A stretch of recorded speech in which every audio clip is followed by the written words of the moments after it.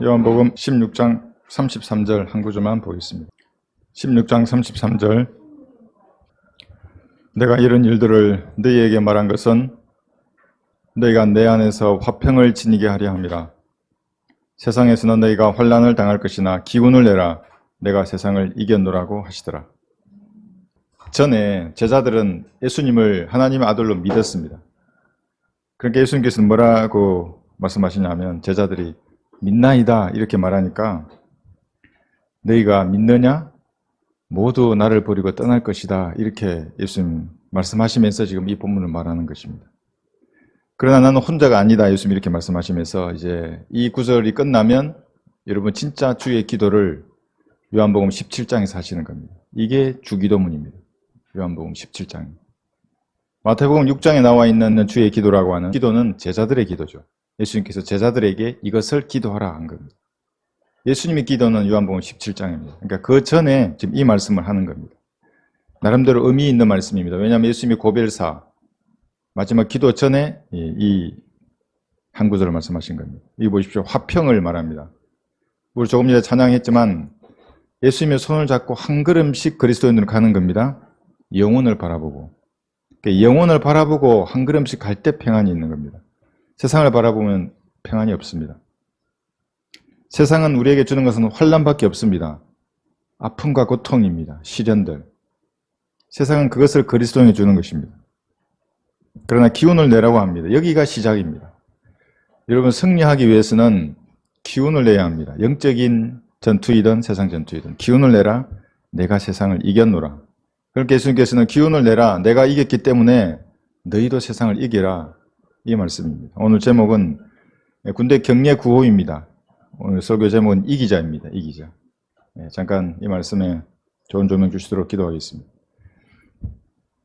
위대하신 아버지 하나님, 예수님의 그 보배로운 피로 구속받은 귀한 성도들과 한자리에서 마음으로 주님을 찬양하고 또 영과 진리로 다가서는 이 귀한 경배를 저희가 드릴 수 있고 또 할 수 있는 모든 여건을 보장해 주셔서 참으로 감사드립니다.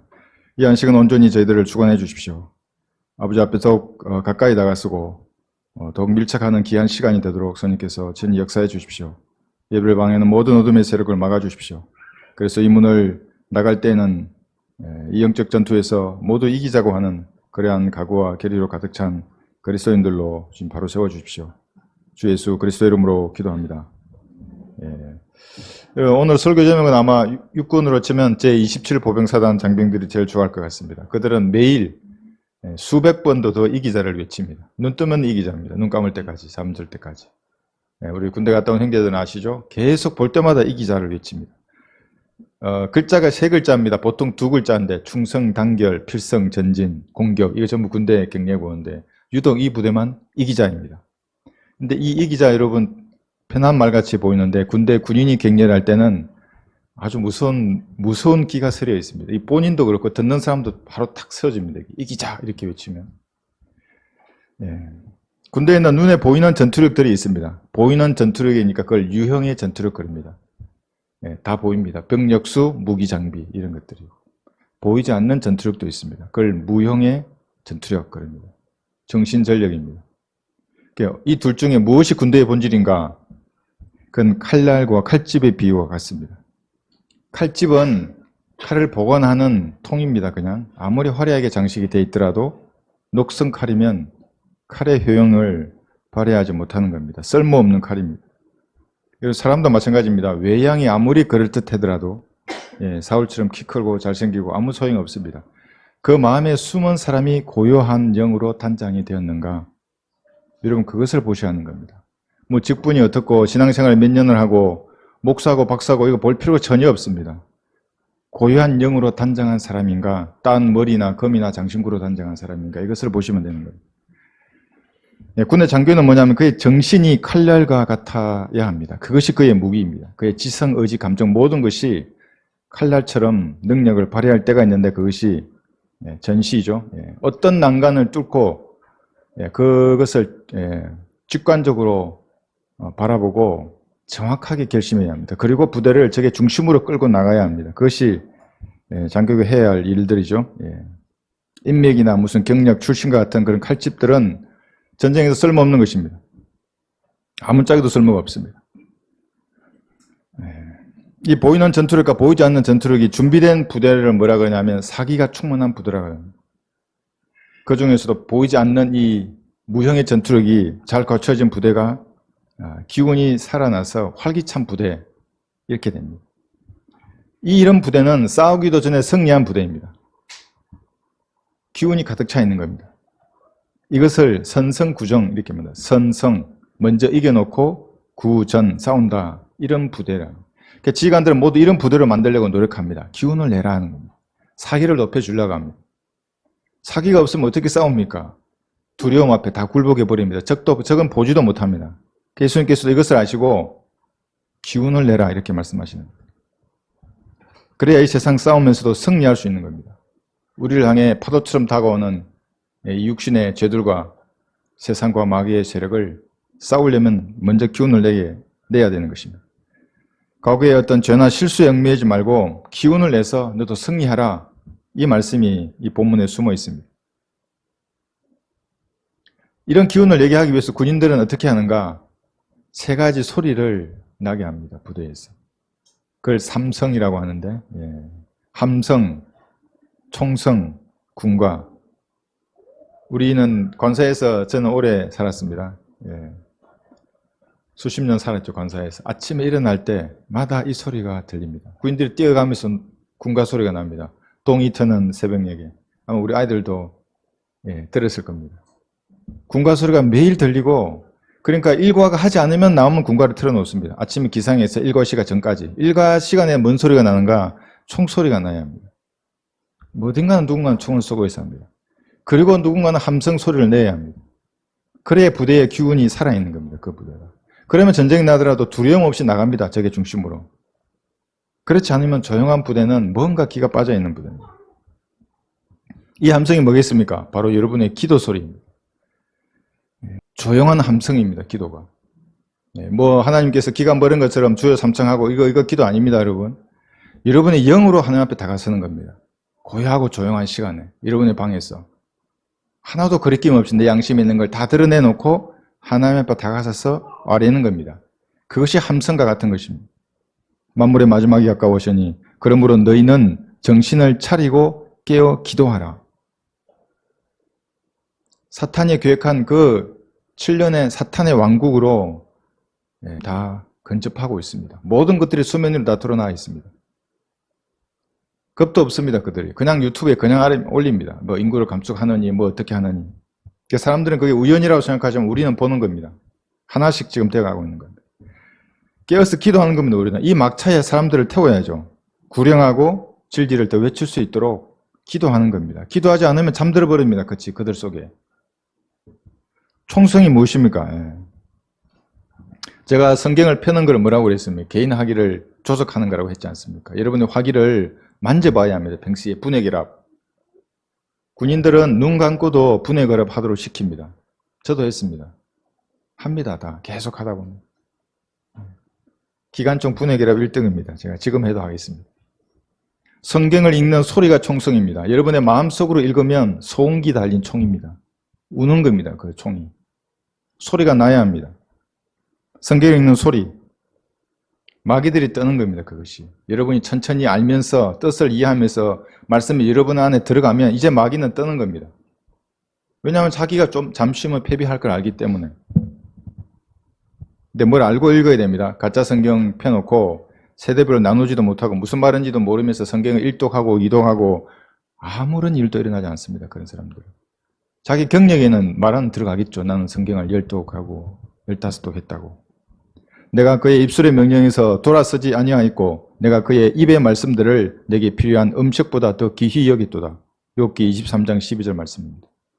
필요한 음식보다 더 귀히 여기는 겁니다. 이것이 총성입니다. 군가는 뭐겠습니까? 똑같죠. 우리의 찬송하는 소리입니다. 일과 전중 후에 계속 군가를 틀어놓습니다. 저도 군가를 틀어놓았습니다. 아주 강조했습니다. 주변 민가인들이 민원을 제기하지 않을 정도만 크게 틀어야 합니다. 왜냐하면 그 군가의 가사에 자기 스스로 군기를 잡는 겁니다. 자기 스스로 군기를 잡은 군인은 뭘 지시할 필요가 없습니다. 어떠한 난간에서도 굴하지 않습니다. 자기 임무를 수행하는 겁니다. 여러분 가사에 여러분의 마음을 실어야 합니다. 거기에. 마음은 딴 거 생각하면서 가사를 읊조리면 아무 일도 안 일어납니다. 아멘 하면서 그 가사를 부르면 여러분 잔이 넘칩니다. 그 순간에. 군기로 스스로 확립한 군인이 진짜 군인이듯이 찬양에 여러분의 마음을 실어서 하나님 앞에 드리는 겁니다. 그게 찬양의 제물입니다. 하나님이 기뻐하시는 겁니다. 셋째 아니라 하나님이 기뻐하십니다. 그 가사에 여러분의 마음을 실을 때에 아, 쟤가 사랑을 하는구나. 나를 사랑하는구나. 시편 96편 4절에서는 이는 주께서 위대하심으로 극진히 찬양을 받으셔야 하고 마음을 다하여 그래서 찬양을 드리는 겁니다. 어떤 멜로디가 흘러나오면 그 멜로디 선율에 가사를 실는 겁니다. 그걸 하나님께 올려드리는 것입니다. 이런 세 가지 소리가 여러분 충만하면 기운을 납니다. 여러분들. 예수님께서 말씀하신 기운을 내라. 27사단 그 경례구호 이기자 매일 하듯이 여러분들도 이기자고 하는 그런 각오와 결의가 다져지는 것입니다. 군인은 어떤 경우에도 승리해야 합니다. 어떠한 경우에도 이겨야 합니다. 그래서 싸워서 이기고 지면은 죽으라 하는 이런 구호까지 등장하는 겁니다. 지면 군인의 가치가 없습니다. 왜 있는 겁니까? 국민의 세금으로. 이겨야죠, 전시에. 패배는 자기뿐만 아니라 부대원이 죽고 국민이 저게 노예가 되기 때문에 군인은 자기 목숨으로 임무를 수행해야 합니다. 그래서 어떻게 합니까? 평시에는 패배했을 때 썬잔을 맛보게 합니다. 승리했을 때 기쁨을 맛보게 합니다. 축배의 잔을 들게 하고 썬잔을 먹게 합니다.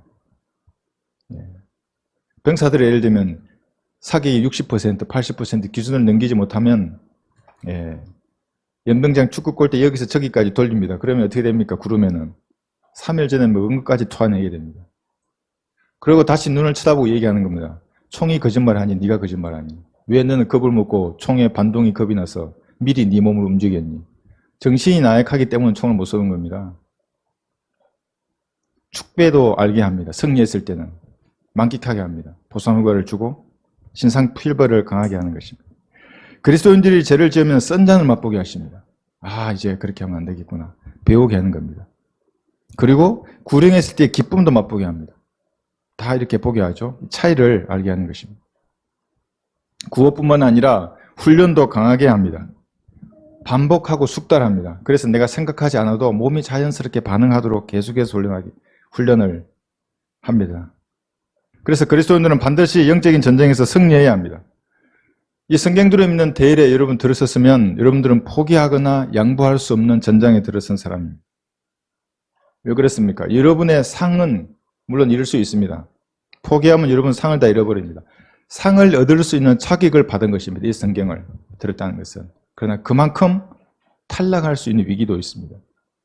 주의해야 합니다. 몰랐다면 이 세상에서는 자기 수명을 다할 수 있습니다. 그런데 여러분 알고 이 대일에 들었었다는 것은 상을 얻거나 아니면 주의해야 합니다. 여러분의 가정이 여러분의 손에 달렸고 여러분의 민족이 여러분의 손에 달려 있습니다.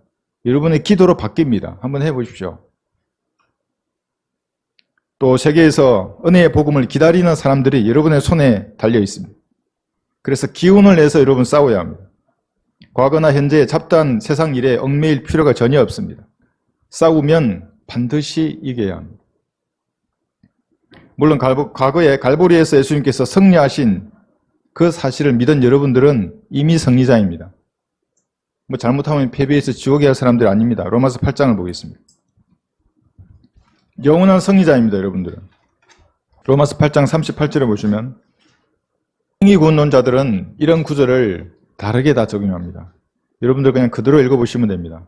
한번 예수님을 구주로 영접해서 하나님의 몸의 일부가 된 사람들 아무도 하나님의 사랑에서 떼어놓을 수 없습니다.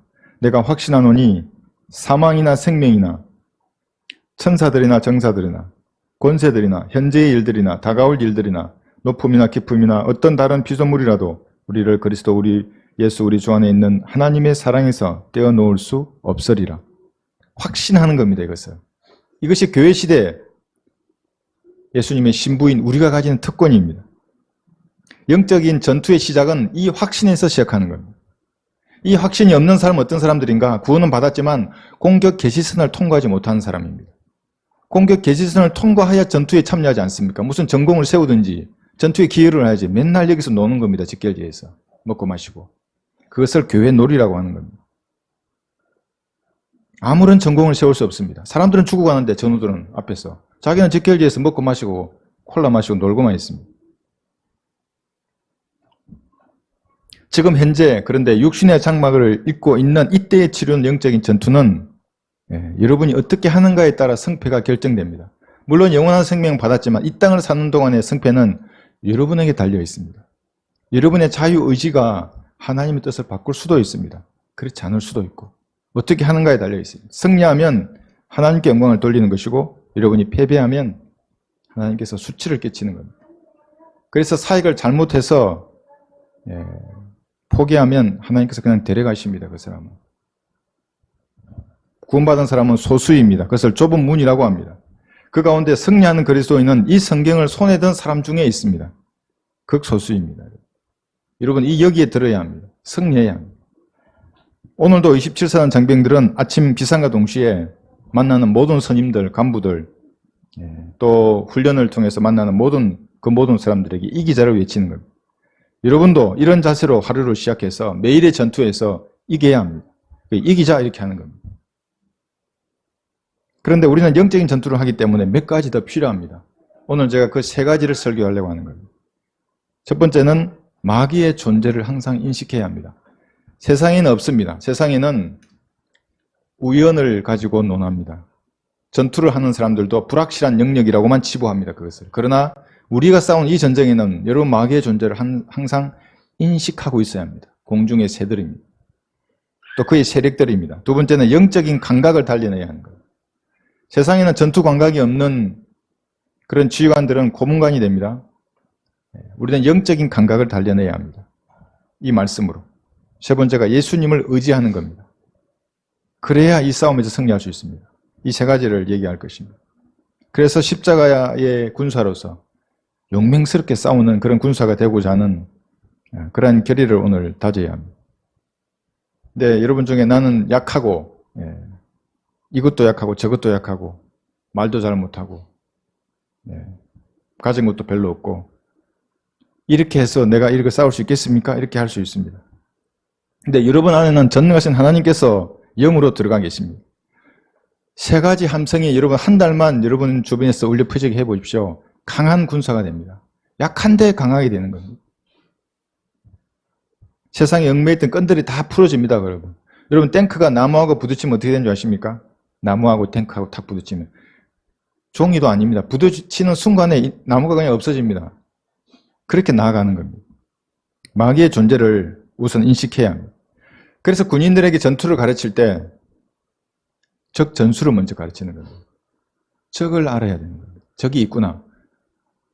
만약에 적에 대해서 모르면 어떻게 되냐면 적을 치는 게 전투는 적을 치는 건데 적을 모르면 엉뚱한 것을 치게 됩니다. 그럼 내가 공격을 한다. 어떻게 합니까? 그러면 적의 약한 걸 공격하는 겁니다. 마귀도 여러분의 약한 것을 공격합니다. 근데 내가 적의 강한 걸 공격하면 어떻게 됩니까? 공격은 실패합니다. 마귀도 마찬가지입니다. 알기 때문에 강점은 회피하는 겁니다. 방어를 한다 내가. 그러면 방어할 때는 또 다릅니다. 적의 강점을 방어해야 합니다. 그렇지 않고 약점을 방어하면 적의 강점이 나를 치는 겁니다. 내 심장을. 그러니까 적은 미끼를 그냥 던집니다. 여러분 턱선 무면 그냥 강한 게 들어오는 겁니다. 이쪽에. 적을 알아야 됩니다. 깨어 있어야 하고. 그래서 전쟁은 적을 속이는 겁니다. 내 강점이 이것인데 마치 약한 것처럼 마귀들을 속이는 겁니다. 여러분의 약점이 이것인데 다른 것이 약한 것처럼 보이게 합니다. 속으면 여러분 지는 겁니다. 오늘날 수많은 마귀의 종들에게 사람들이 속고 있습니다. 미혹당해 있는 것입니다. 여러분 지공거사 아십니까? 지공거사. 지하철을 공짜로 타는 62세 이상의 노인을 부르는 말입니다. 지공거사라고 합니다. 지하철은 공짜로 타면서 그런데 왜 영원한 생명을 얻는 구원열차는 공짜로 타지 않는지 정말 이해할 수 없는 일입니다. 이상하지 않습니까? 타면 되는데 이 구원열차에 미혹되어 있기 때문에 모르는 것입니다. 그 사람들. 우리 에콰도르에 있는 이번에 스페인어 녹음하신 간증을 제가 들었는데 어떤 장로님에게 이렇게 물어봤답니다. 장로님 구원 받았어요? 여러분 이게 용기가 없으면 질문하기 어렵습니다. 장로님 구원 받았어요? 그 장로는 뭐라는 줄 아십니까? 아니 구원을 어떻게 단번에 받아요? 매일 이루어 가야지요. 이게 우리는 뻔한 정석으로 많이 봐왔던 것인데 실제 이런 사람들이 있는 겁니다. 가톨릭입니다. 그게 구원을 매일 이루어 간다고 하는 사람입니다. 값을 지불하고 영생을 사겠다는 것입니다. 또 어떤 사람에게 우리 그 인생 전도지 1번에 나와 있는 당신의 인생이 무엇입니까? 그 안개입니다. 라고 한 이것을 한 번 죽는 것은 정해져 있습니다. 그러니까 그것을 들은 사람이 내가 아프니까 지금 죽는다고 말하는 거야? 이렇게 하는 겁니다. 이게 불쾌한 겁니다. 그 부정적인 말이. 아니 그 말이 아니라 다 죽지 않냐고. 시간만 다를 뿐이지. 먼저 가고 좀 빨리 가고 늦게 갈 뿐이지. 근데 그 말 자체를 싫어하는 겁니다. 종교인들. 미혹되어 있기 때문에 그렇습니다. 다른 목사들은 그렇게 말하지 않습니다. 긍정적인 말만 하기 때문에 죽음을 얘기하고 구원, 죄, 십자가의 피, 고통, 눈물 이런 거 얘기하면 싫어하는 겁니다. 그 사람들. 미혹되어 있는 사람들은.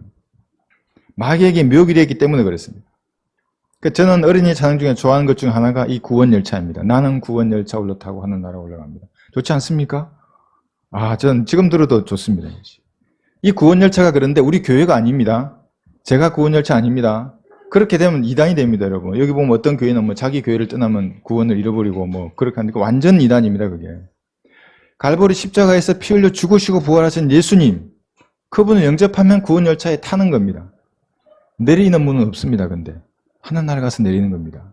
어떤 사람은 가다가 뛰어내리는 차장이 밀어내는 줄 알아. 구원을 잃어버린다 그러고. 그게 알미니안주의라는 겁니다. 아니라고. 이건 타면 끝이라고, 이거.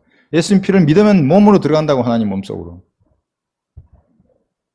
그래서 고생 좀 그만하시고 구원열차를 좀 타십시오. 제가 하는 말이 그겁니다. 그만 고생하시고 타시라고, 그냥 무료라고. 단지 시인하라고, 죄 있는 것을. 고백하라고. 감사합니다고, 하나님 앞에. 진심으로. 그래, 어떤 안식교인이 그런 겁니다. 진짜 감사만 하면 되냐고. 진짜라고. 내가 가르쳐줄까, 어떻게 감사하는지. 우선 죄 있는 걸 시인하라고, 진짜로. 도덕법을 지켜서 하늘나라 못 간다고, 당신은.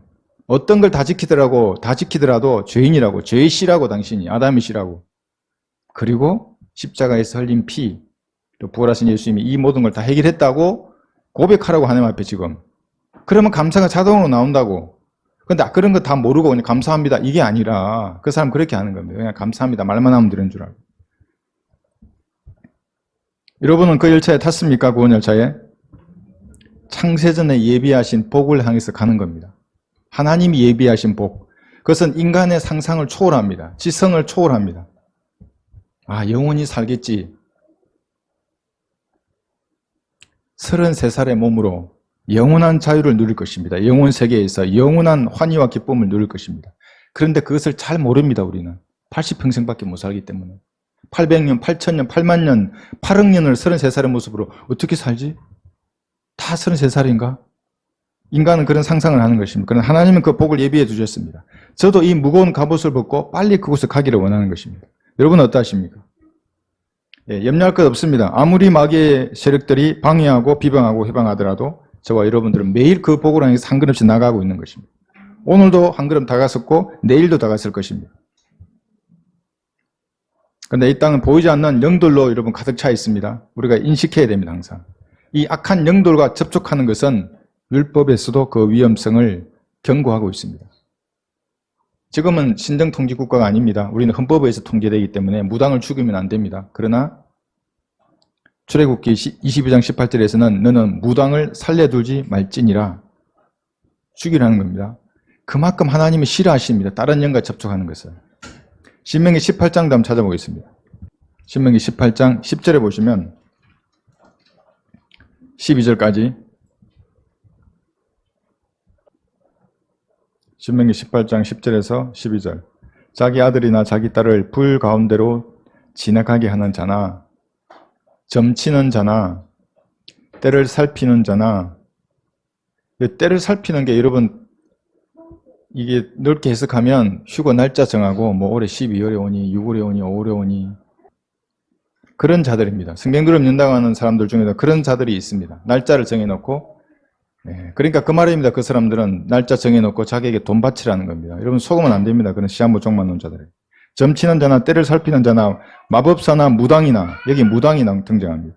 마술사나 부리는 영들에게 묻는 자나 마법사나 강신술사를 너희 가운데서 보이지 않게 할지니라. 이는 이러한 일들을 행하는 모든 자들이 주께 가정함이 됨이니 이러한 가정한 것들 때문에 주 너희 하나님께서 내 앞에서부터 그들을 쫓아내시느니라.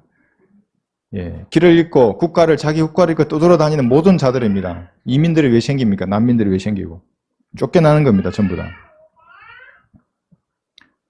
하늘나라에서도 그래서 이들이 쫓겨 들어오지 못하는 겁니다. 다른 영들과 접촉하는 자들입니다. 마귀에게 미혹된 자들은 그래서 마귀가 가는 곳으로 쫓겨나는 겁니다. 지옥으로 쫓겨나는 것입니다. 바른 성경에 근거하지 않고 바른 성경에 근거한 교리가 아닌데 노래하고 박수치고 춤추는 모든 것은 무당입니다. 바른 말씀도 없어. 교리도 마귀의 교리야. 찬양과 가사도 엉터리야. 비성경적인 가사를 가지고 찬양하는 겁니다. 무당입니다. 빈들의 마른 풀같이 내리는 성령 내기도 주옵소서. 그게 무슨 말입니까? 내가 구원받지 않았으니까 성령을 달라는 거죠. 매주 그럽니다. 매주 구원받지 않은 겁니까? 성령 충만을 달라 그래야죠. 그 감미로운 가사를 통해서 비성경적인 교리를 그 사람은 계속 외치는 겁니다. 무당에게 속아 있는 사람들입니다. 율법에서는 이런 자들에게 한치의 동정도 없이 엄격하게 처벌하십니다. 사형입니다. 그러니까 우리가 죽이라는 얘기 아닙니다. 우리는 그들을 엄격하게 대우해야 합니다. 저리 꺼지라는 겁니다. 구원받은 사람이 교회 시대에 이런 말을 할 수도 있습니다. 그러나 그런 무당들이 받을 상급은 하나도 없습니다. 악한 영들이 이렇게 존재하기 때문에 하나님께서는 율법으로 규제하시는 겁니다. 강력하게 경고하십니다. 악한 영들과 접촉하는 자들은 강력한 처벌이 필요하기 때문에 하나님은 사형이라고 명령을 했습니다. 그래서 여러분들에게 다른 영, 다른 예수, 다른 성경을 가지고 웃으면서 접근하는 사람들의 그 실상을 여러분 아셔야 합니다. 아무리 웃고 접근하더라도 하나님 보시기에는 뭡니까? 구약시대이면 그런 자는 쫓아내고 죽여야 하는 자들입니다. 여기가 헌법이 통제하는 아직은 라우티키아 시대니까 살려주는 거지. 그러니까 한두 번 얘기한 다음에 끊어야 합니다. 그런 사람들은. 모세와 여호수아는 이런 마귀의 침투를 자기 진영에 들어오지 못하도록 막았습니다. 이들이 죽고 나니까 어떻게 했습니까? 바로 우상숭배로 빠집니다. 영적인 암흑기에 빠졌던 겁니다. 그런 사람들. 어떠한 형태의 악도 여러분 집에 들어서는 안 됩니다. 그래서 술병 있으면 버려야 하는 겁니다. 형태의 악, 무슨 올빼미. 제가 전역하는데 올빼미 도자기로 된 올빼미인 줄도 몰랐어요. 집에 와서 펼쳐보니까 올빼미에 촛불 넣고 켜는 걸 주셨어요. 버렸습니다. 마귀의 존재를 우리가 할 때는 조금 알아야 될 것이 사탄은 마귀입니다. 그런데 그 밑에 수많은 마귀들이 있습니다. 이 마귀들은 단계가 있습니다. 이렇게 군대와 똑같습니다. 군대의 계급이 있습니다. 이렇게 병사가 있고 부사관이 있고 장교가 있듯이 마귀들도 마찬가지입니다. 땅 낮은 데로부터 높은 곳에 있는 영적 악, 정사와 권세들과 이 세상 어둠의 주관자들, 높은 곳에 있는 영적 악, 이렇게 질서정연한 마귀의 군대를 가지고 있습니다. 그러나 마귀는 다릅니다. 사탄은 강력합니다. 이 존재는. 이 존재를 온 세상을 미혹하는 자라고 말합니다. 이게 계시록 12장 9절입니다. 살인자, 거짓말의 아비입니다. 요한복음 8장 44절에서. 그래서 마귀가 있는 곳에는 항상 죽음이 있는 겁니다. 살인자입니다. 이게. 대량 살육에는 전부 마귀가 함께하는 것입니다. 요한복음 8장 44절입니다. 너희 아비 마귀. 그 다음에 뭐냐면 방해하는 자입니다. 사익을 방해하는 자들, 마귀의 사탄, 마귀가 하는 것입니다. 그 다음에 고소자, 계시록 12장 10절에는 고소자입니다. 밤낮 여러분을 누구에게 고소한 줄 아십니까? 하나님께 고소합니다. 저자를 죽이라고. 하나님 제 손을 좀 가져가라고. 자백하지 않고 있지 않습니까? 구원받지 않은 사람은 당연히 그 사람은 놔둬도 지옥에 갑니다. 그러니까 이 땅을 사는 동안 어쩌면 편히 살 수도 있습니다. 죽으면 지옥입니다. 근데 그리스도인들은 만약에 죄를 품었는데 자백하지 않으면 이 고소자가 하나님 앞에 밤낮 말하는 겁니다. 오늘도 자백 안 했습니다. 하나님. 저 고집쟁이를 좀 보십시오. 그 다음에 빛의 천사, 고린도후서 11장 14절. 이게 지금 사탄 마귀를 말하는 겁니다. 빛의 천사가 가장 위험한 존재입니다. 긍정의 단물입니다. 항상 좋은 말 합니다. 이게 유튜브에 보면 나쁜 말 하는 사람 없습니다. 항상 무슨 뭐 어떠고 예, 좋은 말만 하는 겁니다. 그 다음에 교만의 자식을 다스리는 왕, 욥기 41장 34절입니다. 이게 지금 사탄인데 이 사탄의 휘하의 마귀들이 이러한 일을 똑같이 하는 겁니다. 자기들도 대장이 지시하니까 그런 걸 하는 것이죠. 질서 정연한 군대입니다. 그래서 마귀는 무쇠부지하지 않는데도 모든 곳에 있지 못하지만 이런 영적인 존재들을 가득 차 있기 때문에 다 압니다. 예측합니다. 여러분을 보면 다음 행동을 예측해냅니다. 걔는 6천년간의 인류를 다룬 레포트를 가지고 있는 겁니다. 탁 펼칩니다. 25년간, 23년간 얘가 했던 행동의 패턴을 보고 또 펼칩니다. 걔는 얘는 이렇게 하겠구나. 온갖 죄악을 이 땅에 만연하게 해서 인류를 대환란의 고통으로 몰아가고 있습니다. 가장 무서운 마귀가 종교적인 마귀라 그랬죠. 다른 복음으로 사람들을 미혹하는 사람들입니다. 아까와 같이 구원 열차는 못하게 하고 다른 열차를 타게 하는 겁니다. 무료인데 예수님이 피로 특혜 선발을 했다 그러는데도 사람들은 거부해버리는 겁니다. 사탄은 예수님 앞에 직접 나타나서 예수님을 직접 시험했습니다. 눈을 똑바로 쳐다보고 예수님께 대항을 했습니다. 베드로에게 예수님께서 십자가를 지겠다고 하니까 지지 말라는 말도 하라고 합니다. 베드로가 예수님. 그래서 예수님 뭐라고 하십니까? 사탄아 내 뒤로 물러가라고 합니다. 유다 이스카리오에서 예수님을 팔 생각을 집어넣어주고. 왜 이렇게 사탄은 강력한가? 등급이 같습니다. 여러분 한번 보십시오. 예수님도 그리스도였습니다. 그 땅에 오셨을 때. 마귀도 한때 그리스도였습니다. 그러니까 예수님한테 대항해서 말로 대항하는 겁니다. 천사장 미카엘은 사탄에게 말조차 제대로 못합니다. 대단한 존재가 사탄입니다. 바리새인들을 그 다음에 많은 군중들을 선동해서 예수님을 로마에게 넘긴 그 주체가 사탄입니다. 대단한 능력을 가지고 있습니다. 생각을 심어주는 겁니다. 행동을 하게 만듭니다. 충동질에서. 여러분 이 존재를 우리는 이길 수 없습니다. 오직 말씀으로만 이겨야 하는 겁니다. 근데 마귀들은 좀 다릅니다. 예수님을 만났을 때 예수님 앞에 경배합니다. 괴롭히지 말라고 간청도 합니다. 이거 마가복음 5장을 한번 보겠습니다. 사탄은 당당하게 대항을 했는데 사탄의 졸개들 마귀들은 마가복음 5장 여기 7절에 보시면 5장 7절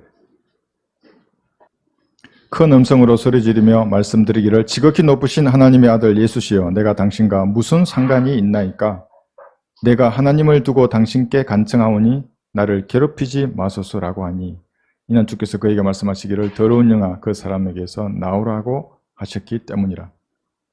이렇게 마귀들은 예수님께 복종했던 것입니다. 이런 마귀의 활동에 대해서 예수님은 뭐라고 말씀하시냐면 독보리를 뿌리는 자라 그럽니다. 이 무슨 말입니까? 독보리를 뿌린다는 것이 사탄은 그의 사람을 자신이 원하는 시간과 장소에 배치할 수 있는 겁니다. 너 그곳으로 가라. 그 신천지 주수꾼들이 찾아오듯이 찾아오는 겁니다. 이거 다 앉을 수 있습니다. 독보리를 뿌리는 자들입니다. 유튜브와 한국 이 교계의 강단에는 이런 사람들로 가득 차 있습니다. 자기가 하나님의 사람이면 그것이 목사든지 유튜버든지 하나님의 사랑이다. 그럼 어떡합니까? 예수님께서 진영 밖으로 나갔듯이 진영 밖으로 나가야 됩니다.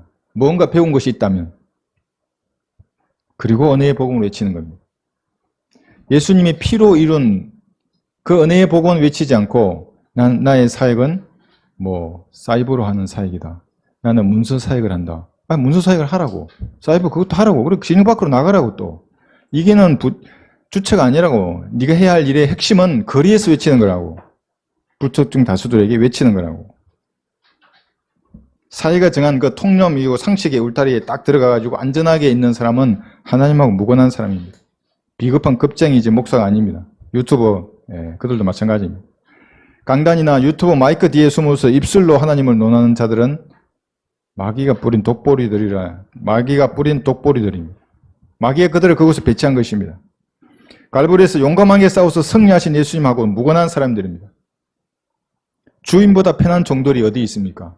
자기 주인은 갈보리 십자가에서 조롱과 수치를 당하고 못 박혀 죽었는데 지는 콜라나 커피나 마시면서 강단에 있는 겁니까? 예수님의 상전들입니다. 종은 주인보다 높지 못한 겁니다. 주인이 수치를 당했으면 자기도 수치를 당해야 하는 겁니다. 이 세상에서는. 여러분 이런 마귀와 마귀들의 존재를 늘 인식해야 합니다. 파수꾼처럼 끼어서 접근하는 그들을 여러분들을 식별해내야 합니다. 두 번째가 영적인 감각을 단련해야 합니다.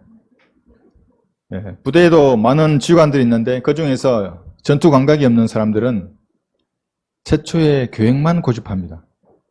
그 참모들이 상황이 바뀌었습니다. 아무리 얘기해도 안 통합니다. 아주 단단한 바위 같습니다. 그 고집이. 절구에 넣고 공이로 찍고 싶은데 그 어리석음이 깨지지 않는 사람인 겁니다. 감각이 없는 사람.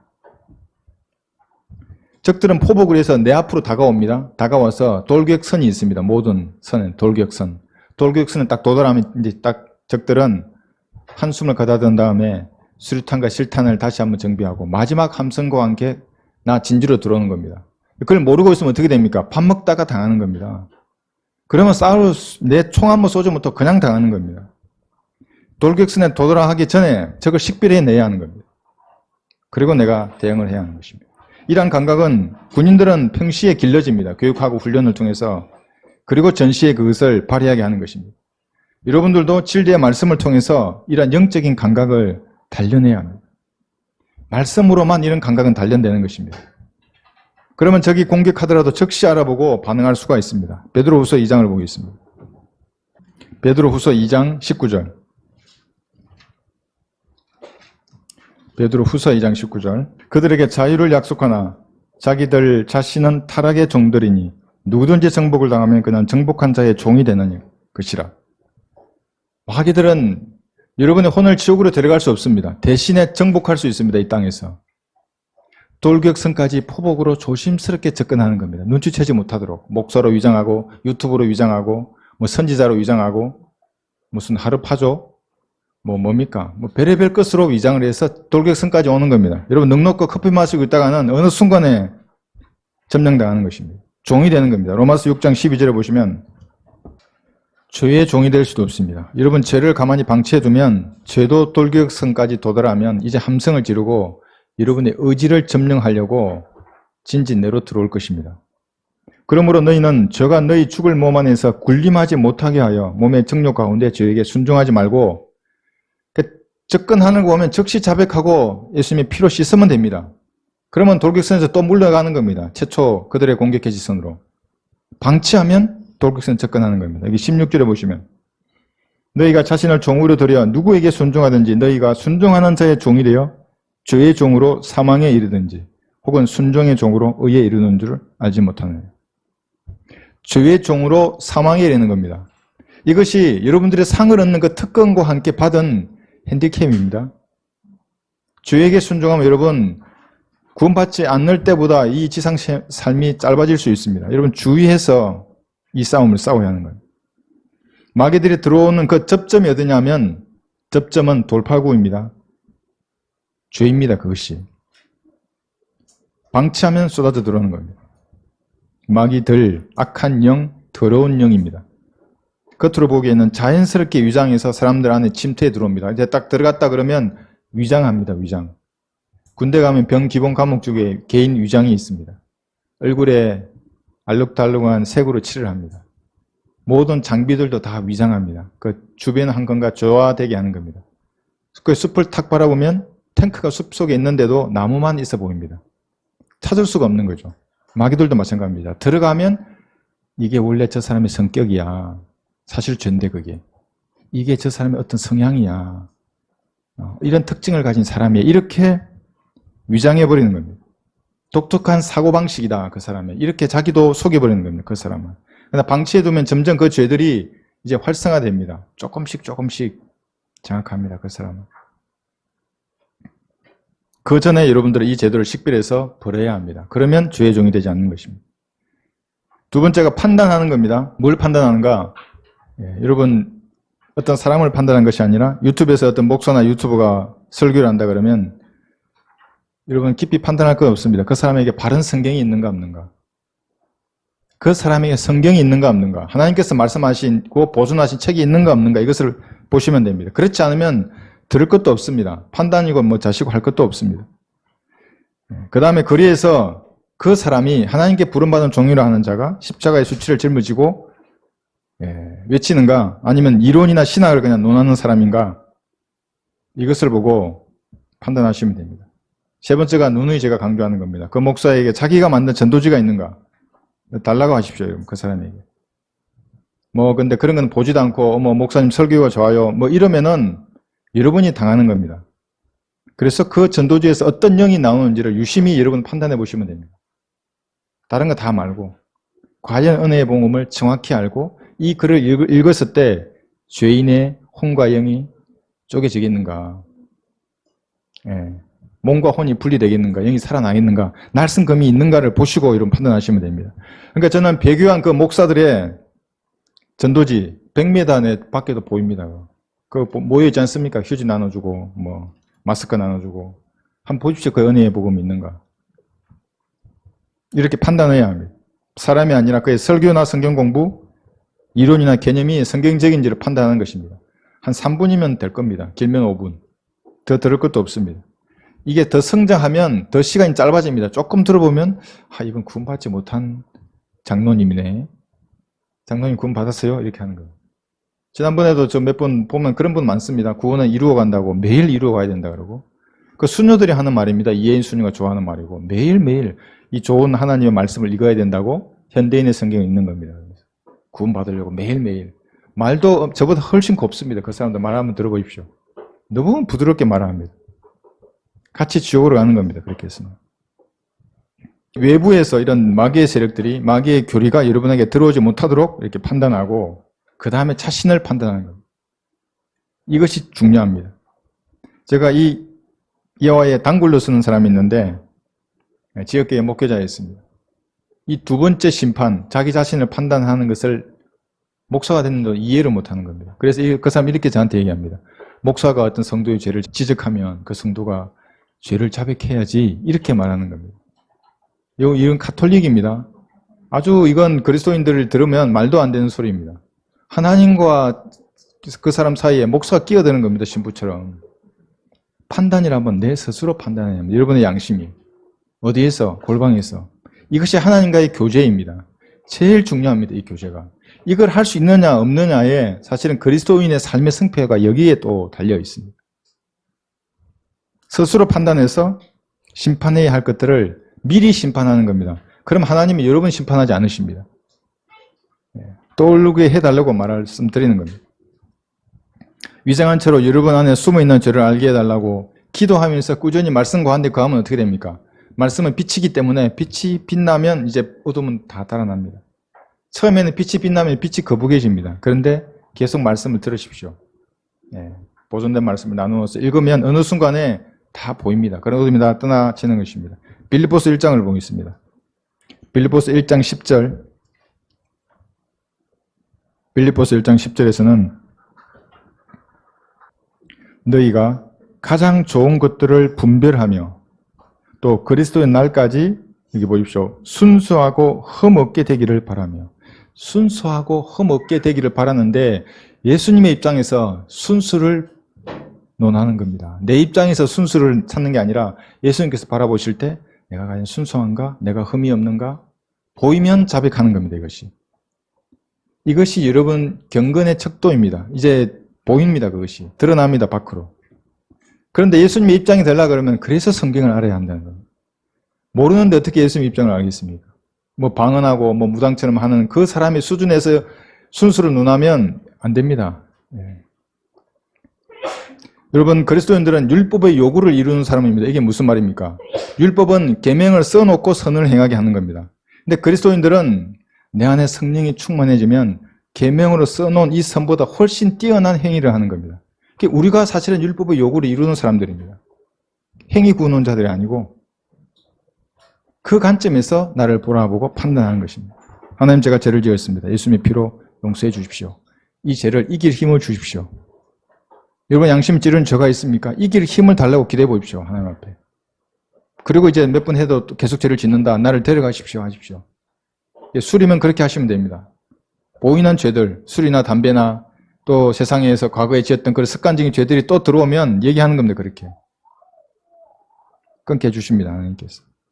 영적 감각을 단련할 때는 진리의 지식을 활용해야 합니다. 이것이 가장 중요한 무기입니다. 여기서 힘이 나오는 겁니다. 그리스도인의 힘. 진리의 지식이 없으면 이기자 이렇게 해놓고 사실은 지자 이렇게 하는 것과 똑같은 겁니다. 말씀을 바라봐야 하는 것입니다. 말은 이기자인데 행동은 지자 이렇게 하면 안 됩니다. 진리의 지식을 받아들이는 태도에는 세 가지 단계가 있습니다. 이게 뭐냐면 처음에는 그냥 추정하는 겁니다. 잘 모르겠다.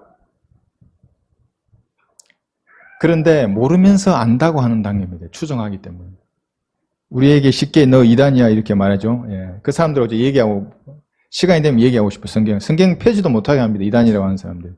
무슨 말을 하면 그 구절은 탁 펴면 그냥 성경 덮으라 그러고 왜 펴냐 그러고. 성경을 펴야지. 무당들입니다. 전부. 그 추정하는 겁니다. 잘 모르면서 이단이다. 그 다음에 중립적인 겁니다. 잘 모르겠다. 이것도 아니고 저것도 아니고. 세 번째가 정확하게 확신하는 단계입니다. 확신을 내가 가지는 단계입니다. 예수님께서 지상사회를 하셨을 때도 마찬가지입니다. 많은 사람들이 예수님을 알지도 못하면서 이단이라 그러고 마귀의 힘을 입어 기적을 행한다 그러고 거짓 선지자라고 예수님을 비난했습니다. 또 어떤 사람들은 선택을 미루었습니다. 이랄까 저랄까. 베드로는 어떻게 했습니까? 주는 그리스도시요 곧 살아계신 하나님의 아들이시니다라고 확신을 가진 고백을 했습니다. 이런 고백이 우리의 고백이 되어야 합니다. 확신을 가져야 하는 겁니다. 뭐 이런 사람, 추정하는 사람, 뭐 중립적인 사람 이런 건 너희들이 그렇게 하고 여러분들은 확신을 가지는 겁니다. 주는 그리스도시요 살아계신 하나님의 아들이시니이다. 그분이 쓴 책입니다. 이게 성령을 통해 보존해 주신 책입니다. 이런 고백이 우리의 고백이 되어야 합니다. 그래서 우리가 안다고 할 때 이 아는 것도 세 단계입니다. 첫 번째는 지각으로 아는 겁니다. 그냥 머릿속으로. 그래, 참 좋아. 그런데 넷플릭스가 더 재미있어. 이 단계입니다, 이제. 예. 근데 그 단계를 뭐라고 하면 안 됩니다. 뭐라고 하면, 그냥 알이 깨집니다, 그거는. 따뜻하게 해줘야죠, 더. 빨리 부하, 성경시키라 그러면. 그 다음에 조금 더 알면 뭐냐 하면, 이제 적용합니다. 나 자신에게 적용하고, 과거의 습관들이 없어집니다. 하나씩 바뀝니다. 내 주변의 사람들도 기도로 내가 바꿉니다. 이렇게. 적용시키는 단계입니다. 좀 많이 안 사람이죠. 그죠? 최소 2단계까지 가야 합니다. 여러분. 여러분이 진리의 말씀 알았으면 자신이 변해야 하고 주변의 사람들이 구원을 받아야 합니다. 뭔가 도전을 받아서 바로 서야 합니다. 이 단계는 최소한 가야 하고 그 다음 세 번째 단계가 가르치고 설명하는 단계입니다. 여러분 확신했다면 이제 가르치는 겁니다. 설교하고 설명합니다. 사람들에게. 여러분 은혜의 복음을 다 설명할 줄 알아야 합니다. 여러분 다 설교자입니다. 그때 여러분 프리칭 하는 겁니다. 1대1로 하든지 2대1로 하든지 3대1로 하든지. 나는 발음이 어눌해서 말씀을 선포하기에 부적절하다. 이거 제가 처음에 했던 말입니다. 하나님 앞에. 이 기갑부대 장교들은 무전기 키를 잡는다고 합니다. 큰 이런 무전기 잡는 게 있습니다. 탁 잡고 말을 하면 받침은 다 빠뜨립니다. 빨리 말을 해야 되니까. 빨리빨리 말을 하고 너무나 그래서 발음이 어눌하다고 말씀드렸는데 갈수록 발음이 좋아집니다. 그런 거 같습니까? 나는 부끄러움이 많고 이해력이 부족하고 나이가 많다. 여러분 모세보다 나이 많은 사람 아무도 없지 않습니까? 다 쓰임받을 수 있습니다. 여러분은 부족합니다. 흙덩이가 어떻게 감히 하나님의 일을 할 수 있겠습니까? 저는 못하겠습니다. 당연하죠, 그것이. 그러나 하나님께서 어떻게 하냐면 여러분이 약한 것을 인정하고 하나님 앞에 능력을 구할 때, 시인할 때 강하게 하십니다. 그것을. 저는 너무나 그것을 많이 체험했습니다. 그러면 마귀의 세력을 쳐부수는 도구로 쓰시는 겁니다. 처음에 설교를 할 때는 3개월 동안 그런 적이 있습니다. 근데 하나님께서 채워주십니다. 그것을. 그래서 사람들은 여러 가지 핑계를 대는 겁니다. 대한민국에서 핑계로 성공한 사람이 누군지 아십니까? 가수 중에 있습니다. 김건모라고.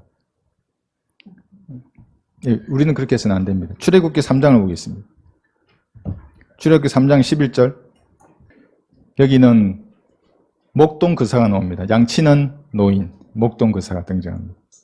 11절. 모세가 하나님께 말씀드리기를 내가 누구 기에 파라오에게 가며 이집트에서 이스라엘 자손들을 데리고 나올 수 있으리까 하니 모세는 정확히 자신은 알았습니다. 나는 그냥 양치는 늙은이인데 내가 어떻게 그 제국의 왕에게 가서 말을 하고 민족을 데려올 수 있겠습니까? 얘기했던 겁니다. 여기 10절에 보시면 4장 10절에 보시면 출애굽기 모세가 주께 말씀드리기를 오 나의 주여 나는 말을 잘하지 못하며 주께서 주의 종에게 말씀하시 지금까지도 그러하나이다. 나는 말하는 것도 느리고 혀도 둔하나이다 하자.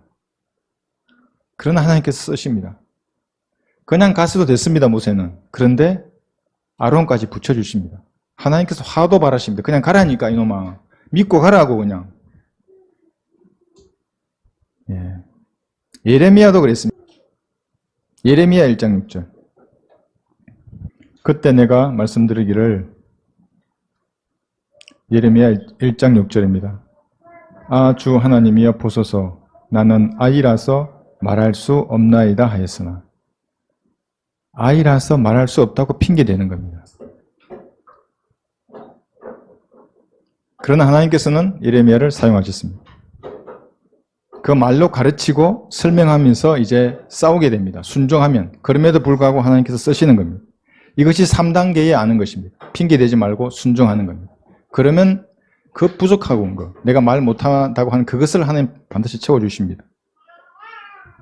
여러분의 현재 아는 단계는 아마 이 지각으로 아는 단계는 훨씬 뛰어났을 것입니다. 이제 자신이 변화되고 주변을 변화시키고 있는 그 상황일 거라고 제가 보입니다. 근데 조금 더 나가셔야 합니다. 이제는 다른 사람에게 가르치고 전파하는 단계로 올라가야 하는 것입니다. 그것이 3단계에 진입한 겁니다. 그러면 마귀의 벌려진 입을 쳐부수는 하나님의 도구로 여러분이 쓰임받을 수가 있습니다. 그것이 강성한 하나님의 교회입니다. 어디에 있든지 내 스스로 군기를 잡는 겁니다. 3가지 소리가 들리면. 그리고 하나님의 도구로 어느 곳에서나 쓰임을 받을 수가 있습니다. 그래서 공항에서도 외치는 겁니다. 세 번째는 이 싸움은 주님만을 의지하고 싸워야 하는 전쟁입니다. 일생 동안 싸워야 합니다. 이 육신의 장막을 입고 있는 동안 이 영적인 전쟁은 계속 지속이 됩니다. 어제의 승리가 오늘의 승리를 보장하지 못합니다. 어제 이겼다고 영적으로 오늘도 이기는 것이 아닙니다. 어제의 승리는 지나가버린 끼니하고 똑같은 것입니다. 잘 먹었든지 못 먹었든지 굶었든지 끼니는 지나가버렸습니다. 그 어째 다시 돌아올 수 있겠습니까?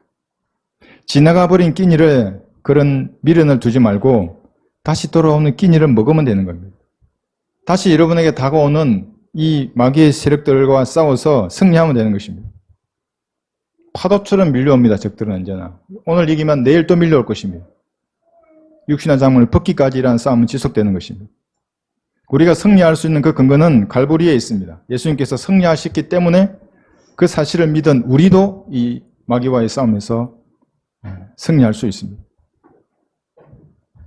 이 세상은 그래도 아직은 마귀가 장악하고 있습니다. 원수의 목전에서 우리에게 만찬을 차려주실 수 있는 분은, 그런 부양을 가지신 분은 예수님밖에 없습니다.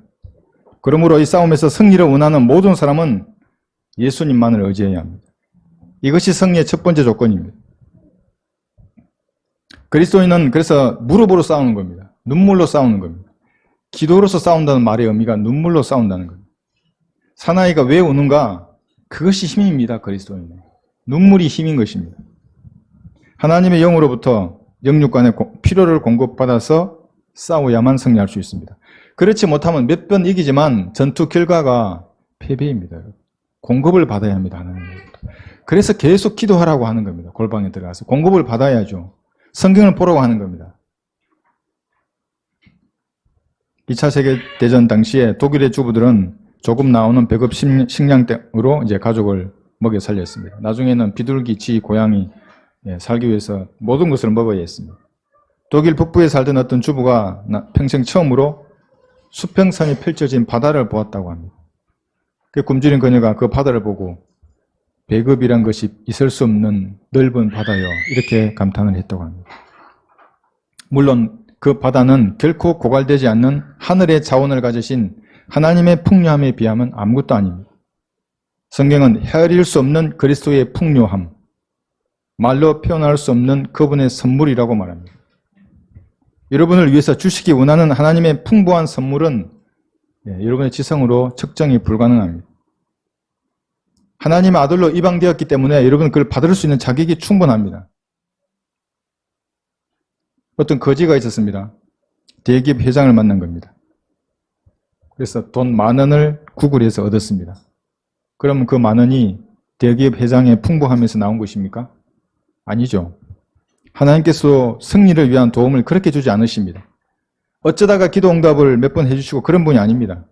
우리가 싸우는데, 영적인 전쟁을 하는데 필요한 모든 것을 넘치도록 공급해 주실 수 있는 분입니다. 여러분의 승리하는데 부족함이 없도록 부어주시는 겁니다. 다만 여러분의 눈이 하나님께 고정되어 있어야 합니다. 어떠한 상황에서도. 그럼 하나님의 부여하심으로 모든 필요를 채워주시는 겁니다. 행복, 만족, 평안. 이건희 회장이 살아서 결코 누리지 못한 것입니다. 행복, 만족, 평안. 여러분의 눈을 돌려서 땅을 쳐다본다면 어쩌다가 돈 10,000원 받을 수 있을지는 몰라도 하나님의 부여하심에 따른 그 풍부한 그 자원은 받을 수 없습니다. 그 승리를 원하면 겸손한 자세로 갈보리 앞으로 나가는 겁니다. 예수님만을 의지하는 것입니다. 이기자는 생각이 그러면 여러분을 가득 채울 것입니다. 결론적으로 우리 모두 이기기 위해서는 기운을 내야 합니다. 기운을 빠져서는 어떤 전투에서도 능력을 발휘할 수가 없습니다. 3가지 함성 얘기했죠. 소리. 함성은 여러분의 기도 소리이고, 기도 소리가 나야 하고, 총성입니다. 성경에 있는 소리, 군가 소리가 여러분 주변에서 흘러나와야 합니다. 그러는 가운데 마귀를 늘 의식하면서 이 진리의 지식으로 영적인 감각들을 단련하는 것입니다.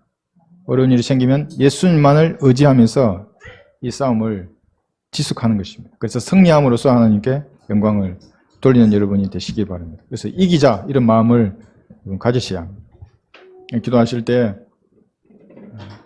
다시 한번 이런 마음을 돌이켜 보십시오. 이 마음속에 기도와 말씀과 찬양이 여러분 주변에 늘 울려 퍼져야 합니다. 그것이 여러분이 기운을 차리는 첫 번째입니다. 기운을 차렸다면 이제 싸우는 겁니다. 누가 싸우겠습니까? 누가 이 성경을 들고 있습니까? 99대 1의 싸움입니다. 여러분밖에 없습니다. 여러분의 가정과 이 민족과 세계에서 이 은혜의 복음을 기다리는 사람들은 여러분의 손에 달려 있습니다. 여러분이 기운을 내시고 이 영적 싸움을 지속해야 합니다. 여러분의 싸움입니다. 이 전쟁에서 모두가 승리하는 귀한 여러분들이 되시기를 바랍니다. 그 능력을 달라고 시간 기도하십시오. 유튜브로 보시는 분들도 하나님 앞에 무릎 꿇고 조용하게 여러분의 영으로 다가서십시오. 기도함으로써 하나님과 더 밀착되는 그런 시간이 되시기 바랍니다.